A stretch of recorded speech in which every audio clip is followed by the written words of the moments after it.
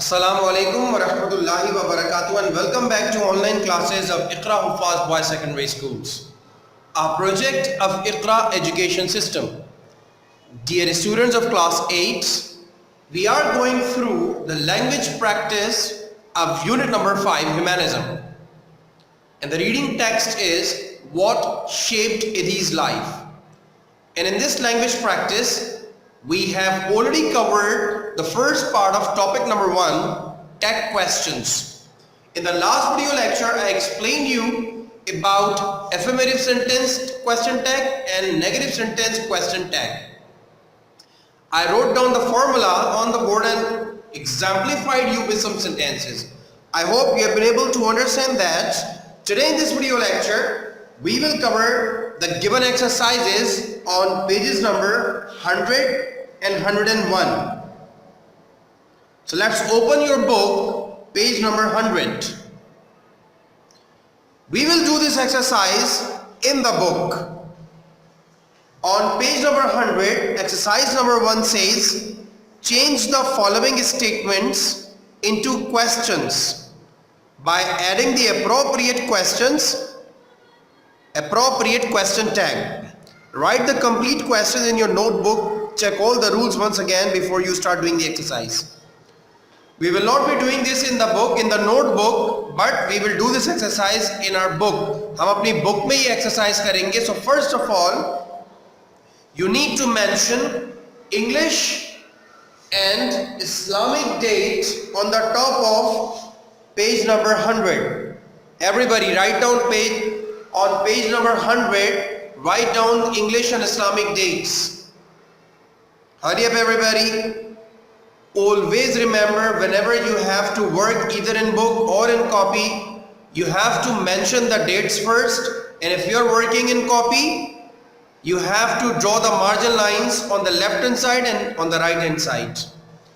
जब भी काम शुरू करेंगे डेट के साथ शुरू करेंगे. अगर कॉपी में काम कर रहे हैं तो डेट मेंशन करने के बाद मार्जिन लाइंस ड्रॉ करेंगे लेफ्ट हैंड साइड पर भी और राइट हैंड साइड पर भी. कॉपी में काम करते हुए आपको इंडेक्स भी मेंटेन करना होता है, तो साथ साथ इंडेक्स भी मेंटेन करते रहा करें. Just to review the formula we discussed yesterday, I will write down the formula on the board and we will discuss this for a while. Here you can see I have written the formula of affirmative sentence and negative sentence. And this is the tag question for affirmative sentence and this is the tag question for negative sentence. You can see here, आप देख सकते हैं कि जब affirmative sentence होगा तो उसका tag question not के साथ लगेगा. Auxiliary verb plus not और वो contracted form यानी कि short form में आएंगे. Auxiliary verb plus not contracted form में लिखा जाएगा. और जो subject है वो प्रोनाउन इस्तेमाल होगा. अब सब्जेक्ट में यहाँ पर जो भी प्रोनाउन दिया हुआ हो वही प्रोनाउन हम एज इट इज इस्तेमाल करेंगे. अगर इन केस यहाँ पर कोई नाउन दिया हुआ है, जैसा कि कल मैंने एग्जाम्प्लीफाई किया था, अगर यहाँ पर कोई नाउन दिया हुआ है, फॉर एग्जाम्पल असलम दिया हुआ है तो आप यहाँ पर ही लगाएंगे. सारा दिया हुआ है, शाजिया दिया हुआ है तो आप यहाँ शी लगाएंगे. अहमद एंड अली दिया हुआ है यानी कि कोई दो नाम दिए हुए तो वे लगाएंगे. तो आप इस सब्जेक्ट को ही यहां यूज करेंगे लेकिन प्रोनाउन में. ये था एफर्मेटिव सेंटेंस का फॉर्मूला. ये है नेगेटिव सेंटेंस का फॉर्मूला. इसमें आप देख सकते हैं कि जब ऑलरेडी नॉट यहां लगा हुआ है तो अब हम टैग क्वेश्चन में नॉट नहीं लगाते, सिर्फ ये वाला ऑक्सिलरी वर्ब यहां पर आएगा. अब ये ऑक्सिलरी वर्ब आपको खुद आइडेंटिफाई करने हैं कि टेंस कौन सा है. जो टेंस होगा वही ऑक्सिलरी वर्ब होगा और यहां पर आएगा. प्रेजेंट सिंपल और पास्ट सिंपल दो वो टेंसेज हैं. देखिए यहाँ का तो कोई मसला ही नहीं है ना, यहाँ पर तो नेगेटिव सेंटेंस है तो 12 के 12 टेंसेस के नेगेटिव सेंटेंसेस में ऑक्सिलरी वर्ब मस्ट आता है.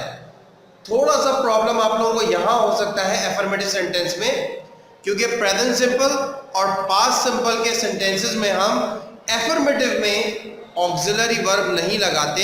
मसलन I will exemplify you. Here you can see he plays cricket. ये प्रेजेंट सिंपल का सेंटेंस है. प्लेस से पता चल रहा है ही के साथ प्लेस लग रहा है. IVU दे के साथ प्ले लगेगा, यानी कि प्रेजेंट फॉर्म बता रही है कि ये प्रेजेंट सिंपल का सेंटेंस है, या कोई एफर्मेटिव सेंटेंस में देखिए ऑक्सिलरी वर्ब यूज नहीं होता, सिर्फ ये दो टेंसेस है, प्रेजेंट सिंपल और पास्ट सिंपल। अगर पास्ट सिंपल होगा तो यही प्ले जो है वो सेकंड फॉर्म में, पास्ट फॉर्म में आएगा। Here you can see this, he played cricket। अब ये पास्ट सिंपल का एफर्मेटिव सेंटेंस है, इसमें भी कोई ऑक्सिलरी वर्ब नहीं है। तो मैंने आपको बताया कि ये दो टेंसेस हैं, प्रेजेंट सिंपल और पास्ट सिंपल, जिसमें हम एफर्मेटिव सेंटेंस में ऑक्सिलरी वर्ब यूज नहीं करते, और वो आप आइडेंटिफाई कर सकते हैं कि अगर मेन वर्ब की फर्स्ट फॉर्म प्रेजेंट फॉर्म लगी हुई है तो जुमला प्रेजेंट सिंपल का होगा। आप यहाँ पर अकॉर्डिंगली डू या डज का इस्तेमाल करेंगे ऑक्सिलरी वर्ब में। अगर सब्जेक्ट ही शी इट है तो डज का इस्तेमाल होगा, अगर सब्जेक्ट में IVU दे दिया हुआ है तो डू का इस्तेमाल होगा। क्लियर? इसी तरह अगर पास्ट फॉर्म दी हुई है, मेन वर्ब में पास्ट फॉर्म दी हुई है, सेकंड फॉर्म दी हुई है, तो आप यहाँ पर डिड का इस्तेमाल करेंगे। Is that clear? Let's move on to page number 100। Open page number 100 in your books everybody. We will solve these exercises. Exercise number 1, exercise number 2, and then on page number 101, exercise number 3. Exercise number 1 says, change the following statements into questions by adding appropriate question tag. Her sentence में आपको question tag add करना है accordingly. दो चीजें आप लोगों को देखनी होंगी सिर्फ। नंबर 1 कि ये जो सेंटेंस गिवन है, स्टेटमेंट गिवन है, ये एफर्मेटिव सेंटेंस है, एफर्मेटिव स्टेटमेंट है। अगर एफर्मेटिव स्टेटमेंट है तो टैग नेगेटिव लगेगा नॉट के साथ, और अगर स्टेटमेंट नेगेटिव है तो टैग एफर्मेटिव लगेगा, यानी कि without not. Is that clear? एक बात तो आपको ये देखनी है। नंबर 2 सिर्फ दो चीजें देखनी होंगी। नंबर 2 वो टेंस कौन सा है, उस टेंस के मुताबिक according to that tense you will use auxiliary verb in tag question. Is that clear to you? Here you can see I have written 5 sentences from the book on the board here in exercise number 1. Sentence number 1 is my bag isn't under the table. Sentence number 2, the children are really enjoying themselves. Sentence number 3, the old man looks very tired. Number 4, you can't open this lock with your key. Number 5, the goats are busy grazing grass.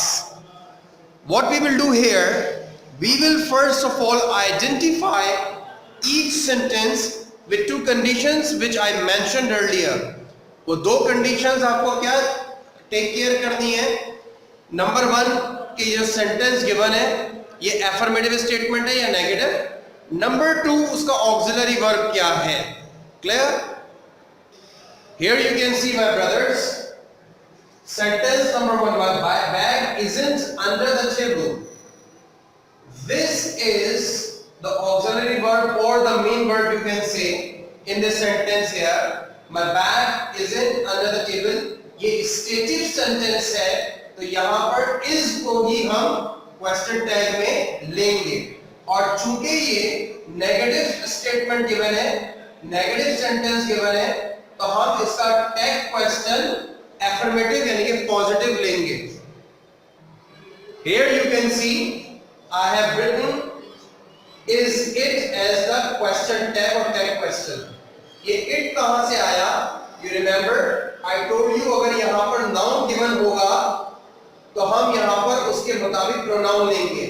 tag question के फॉर्मूले में मैंने आपको बताया था कि auxiliary verb plus subject, और subject के नीचे मैंने ब्रैकेट में लिखा था प्रोनाउन। यहाँ पर हमेशा सब्जेक्ट प्रोनाउन में आएगा, नाउन कभी भी नहीं आ सकता टैग क्वेश्चंस में। तो माय बैग का प्रोनाउन इट होता है, and you know it very well. चूंकि यहाँ पर नेगेटिव सेंटेंस है तो हमने टैग एफर्मेटिव लगाया है। My bag isn't under the table. Is it? Sentence number 2, the children are really enjoying themselves. यहां पर आपको देखना है स्टेटमेंट एफर्मेटिव है, देख लें नॉट टिक लगा हुआ है इस जुमले में, तो ये एफर्मेटिव स्टेटमेंट है। और टेंस आइडेंटिफाई करें, the children are really enjoying themselves, तो are enjoying this is present continuous और ऑक्सिलरी वर्ब ऑलरेडी गिवन है, तो हम इसी ऑक्सिलरी वर्ब को यहां यूज करेंगे। और द चिल्ड्रन के लिए हम कौन सा प्रोनाउन लेंगे? Very correct, they. Here you can see the children are really enjoying themselves, aren't they? तो यहां पर हमने affirmative sentence है, तो हमने negative question tag और are not की short form contracted form ली। ये भी आपको बात बताई थी कि यहां पर हमेशा हमेशा हमेशा टेक क्वेश्चंस में कॉन्ट्रैक्टेड फॉर्म यानी कि शॉर्ट फॉर्म यूज होती है, और द चिल्ड्रन के लिए दे का इस्तेमाल कर दिया, सेंटेंस हो गया the children are really enjoying themselves, aren't they. Sentence number 3, the old man looks very tired. अब आप ये सेंटेंस देख सकते हैं, यही इंस्ट्रक्शन अभी मैंने आपको at the beginning of the video आपको बताई कि दो टेंसेस ऐसे हैं प्रेजेंट सिंपल और पास्ट सिंपल जिनमें एफर्मेटिव सेंटेंस में ऑक्सिलरी वर्ब का इस्तेमाल नहीं होता, तो फिर उसको हम आइडेंटिफाई कैसे करते हैं? उसके मेन वर्ब से। मेन वर्ब अगर प्रेजेंट फॉर्म में गिवन है, प्रेजेंट फॉर्म में गिवन का मतलब ये है कि प्रेजेंट फॉर्म और एस और ईएस फॉर्म प्रेजेंट फॉर्म से ही बनती है, ठीक है? तो ये आर्टिफिशियल फॉर्म है, एस फॉर्म है, प्रेजेंट फॉर्म से ही बनी है, फर्स्ट फॉर्म से ही बनी है, लुक्स। तो चूंकि यहां पर प्रेजेंट फॉर्म गिवन है एस में, तो ये प्रेजेंट सिंपल का सेंटेंस है, the old man looks very tired. अब आप क्या करेंगे कि इसी का ऑक्सिलरी वर्ब लगाएंगे। प्रेजेंट सिंपल के ऑक्सिलरी वर्ब क्या है भाई? Yes, very correct, do and does. Old man के साथ कौन सा ऑक्सिलरी वर्ब लगेगा? एक्स, वेरी गुड। शाहिद से डज लगेगा, बिल्कुल सही है, ओल्ड मैन के साथ डज लगेगा प्रेजेंट सिंपल में, और हम इसको डज को नॉट के साथ कॉन्ट्रैक्टेड फॉर्म में यूज करेंगे तो क्या हो जाएगा? Doesn't, very good. और फिर ओल्ड मैन के लिए प्रोनाउन क्या यूज करेंगे? ही, एक्सेलेंट। हम ओल्ड मैन के लिए ही, तो फिर क्या क्वेश्चन टैग बन जाएगा? Doesn't he. Here you can see the old man looks very tired, doesn't he? चूंकि सेंटेंस यहाँ पर एफर्मेटिव है तो टैग हमने नेगेटिव लगाया। Sentence number 4, you can't open this lock with your key। आपको याद है मैंने आपको बताया था कि हम सिंपल ऑक्सिलरी वर्ब के साथ मॉडल ऑक्सिलरी वर्ब की एग्जांपल्स भी कवर करेंगे। और देखिए आपकी एक्सरसाइज में मॉडल ऑक्सिलरी वर्ब का सेंटेंस आ गया। कैन का नेगेटिव सेंटेंस है और शॉर्ट फॉर्म में लिखा हुआ है कैंट। यू कैंट या you can't open this lock with your की। चूंकि सेंटेंस नेगेटिव है, टैग एफर्मेटिव लगेगा। ये तो बहुत आसान सा है, इसको सॉल्व कर दीजिए आप। You can see here it was very easy and I hope you all have done it on your own. You can't open this lock with your key. Can you? Can auxiliary verb आ गया और subject आ गया you as it is. You can't open this lock with your key. Can you? The next sentence is the goats are busy grazing grass. बकरियां घास चरने में मसरूफ हैं। यहां पर आप देख सकते हैं कि ये एफर्मेटिव सेंटेंस है, नेगेटिव सेंटेंस नहीं है। एफर्मेटिव सेंटेंस है तो टैग आपका नेगेटिव लगेगा। यहां पर ऑलरेडी ये वर्ब दिया हुआ है आर, इसी का नेगेटिव टैग बनाएंगे तो क्या हो जाएगा? आरंट। ओके, और द गोट्स के लिए क्या इस्तेमाल करेंगे? जी बताइए बेटे। No one can tell. The goats, the goats के लिए हम वे का इस्तेमाल करेंगे ना। द गोट्स के लिए वे का इस्तेमाल होता है। जैसे द चिल्ड्रन के लिए हमने वे का इस्तेमाल किया। जब ज्यादा लोगों, ज्यादा जानवरों, ज्यादा चीजों की बात हो रही हो तो वे का इस्तेमाल करते हैं। The goats are busy grazing grass, aren't they? Here you can see this. aren't they. Contracted form of auxiliary verb plus not aren't.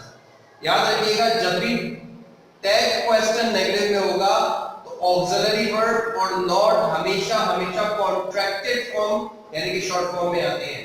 So these 5 sentences I have exemplified you here on the board.